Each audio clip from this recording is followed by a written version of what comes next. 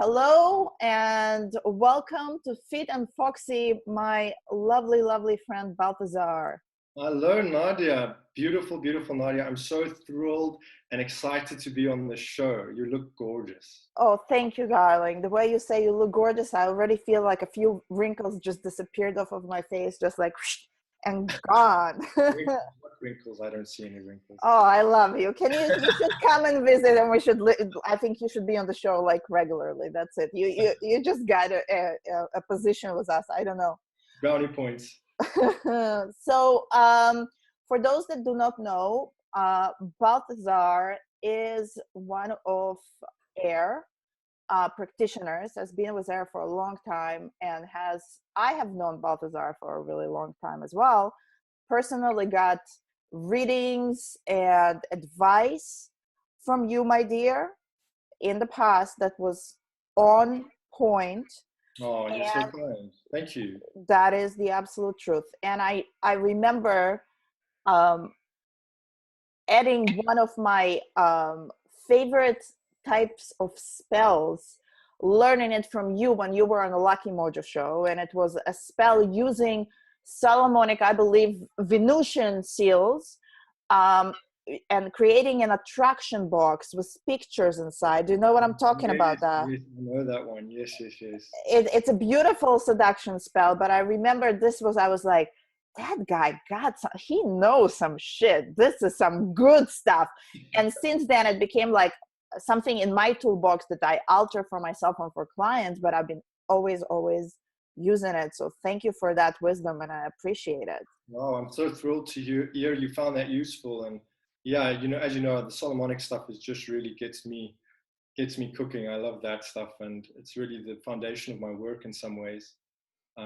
So I'm very thrilled that Venus love box was useful to you.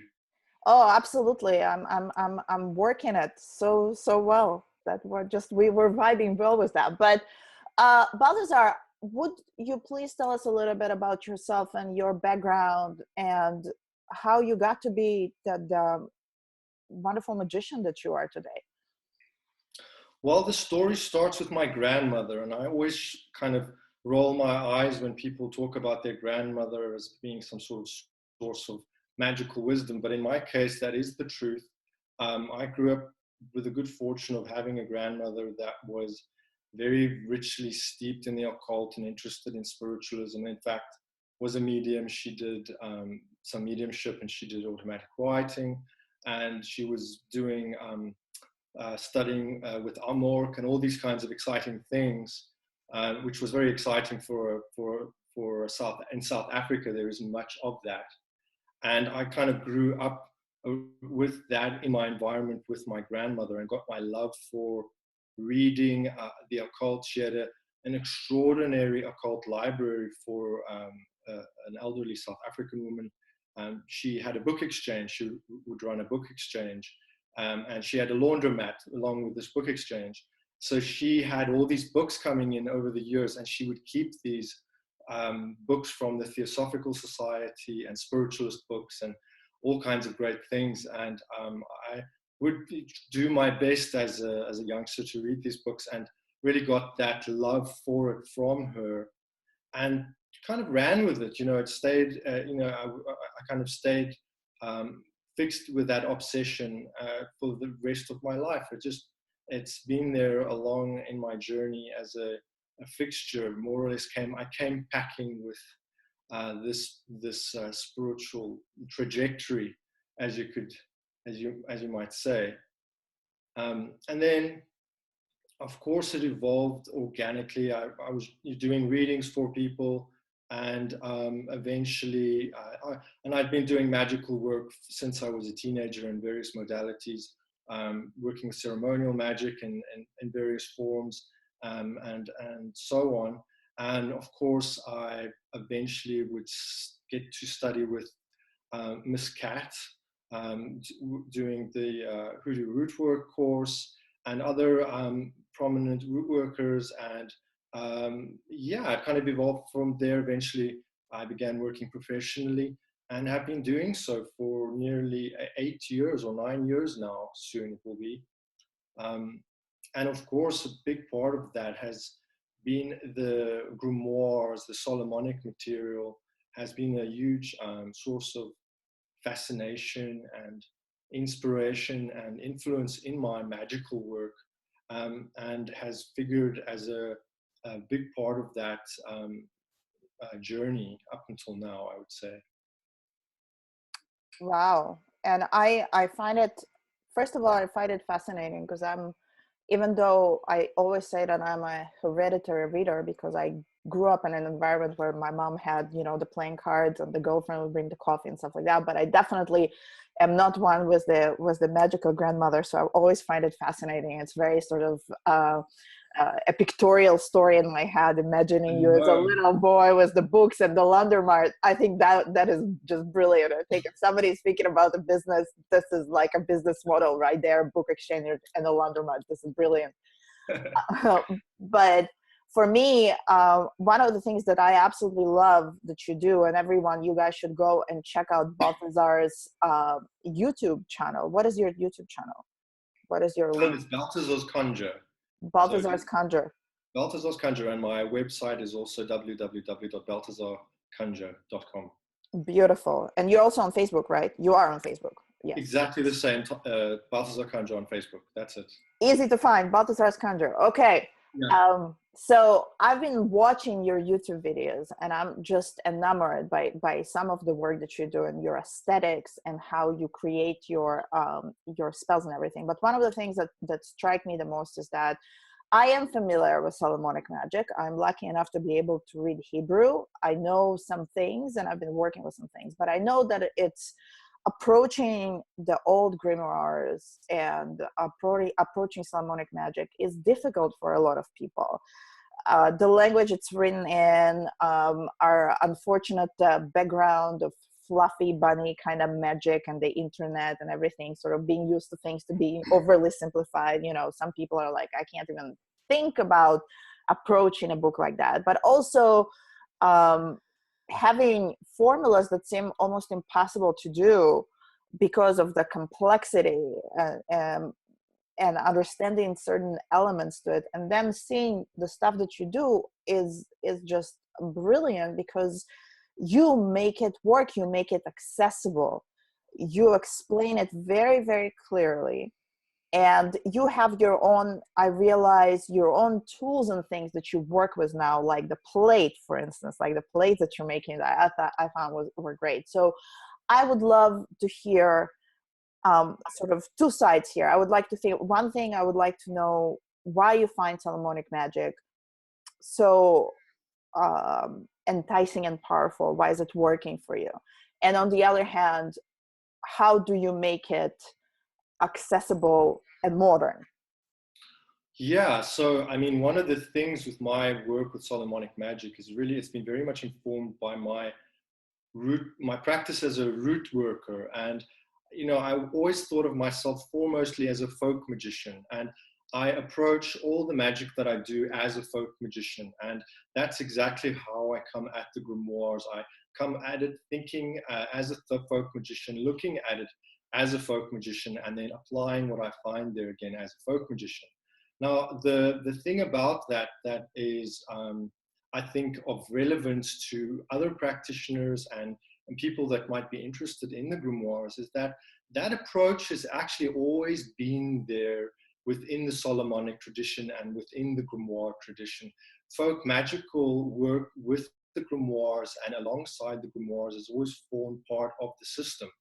And the grimoires often had books of secrets appended to the grimoires, which would be folk magical spells and formulas that worked with the power of the spirits contained in that grimoire, and was often more accessible to your average Renaissance or medieval practitioner person than the stuff involving swords and gold pentacles and all sorts of fancy paraphernalia. It was really that stuff that caused the grimoires to spread and as far and wide as it did. And it's that material that made it so popular with the cunning men and women in England. The grimoires would often feature greatly in their work, either as talismanic objects. The books themselves were thought to have great magical power. Just having a book like that itself would give a cunning woman or man a certain kind of status, right? Because as an object, it has a certain gravitas and power. But certainly they would work with the pentacles, they would work with the things in there.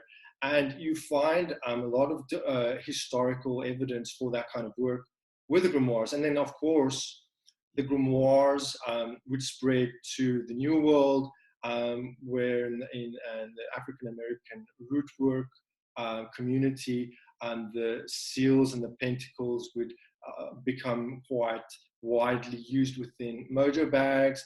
And of course, there is the wonderful overlap that you see between the biblical soul magic in the grimoires and the importance that the Psalms have within hoodoo, right?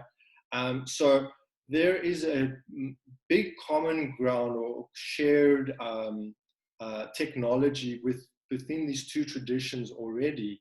And certainly, folk magic across the world, whether it is in Europe or in the American South or in Thailand, folk magic has a certain logic and structure that is kind of universal, right? And that's one of the reasons that I work with the Solomonic grimoires in the way that I do. And also because I'm working with clients as a professional magician, really, I'm one of the reasons that I work with the grimoires is that they work. The spirits in those grimoires are very powerful and efficient. It's a very efficient form of magic, as long as you can access it, as long as you find a way of working with it in an accessible way. And most people find the grimoires intimidating, because it is difficult to access that worldview, and the language and the structure of that system is very opaque. But that's one of the ambitions that I had with the YouTube channel, was to share my love for the genre and for the style of magic that I feel other people would really connect with also. And so far the response has been excellent. I've been really thrilled to hear how people do this. And of course, I'm not the first person to work with the grimoires in this way. There have been other practitioners that have worked in similar ways, but that definitely was one of the reasons. And going back to your first question, why the Solomonic stuff? Well, for me, it's it's very much has to do with our magical heritage in the West, right? The grimoires kind of encode that on some level. So that's always really, it fascinated and excited me. And the history and the roots of the tradition go all the way back to the ancient, to Greco-Egyptian roots of magic, really. And we're such a melting pot also of influences, and you really see that in the magical structure of the grimoires. And it cross-fertilizes with so many other things, astrology, the tarot, the Bible, Psalms, paganism. You can find it all connecting in that stream, that current, and it's very alive. Those spirits and the angels. I'm very devoted to the angelic dimension, the angelic kingdom of connected to the grimoires, and I work extensively with angelic magic. And I primarily consider myself an angelic magician, or an angel root doctor, or maybe an angel doctor, you could say. But the mystery of the angels and that experience working with that spirits is so it's such an ecstatic, exquisite experience. And I think if more people would have access to it, if more people could connect with that, they would find it very rich and rewarding. And that's one of the reasons I've been making those videos. So yeah, that's kind of my thinking around that. That's wonderful. I think you said something. The word efficiency is one of the reasons that I love hoodoo so much, Yes. because it's not about, right, the paraphernalia or the beautiful things or whatever, having the most herbs or having, it's because I can put a few things together in a certain way and it will work. And this is the bottom line of it. I want things, obviously I like things to be pretty and I like my glamorous stuff, you know me well enough to know that, but it needs to work. And I think that efficiency is an important thing, and I totally get you on that.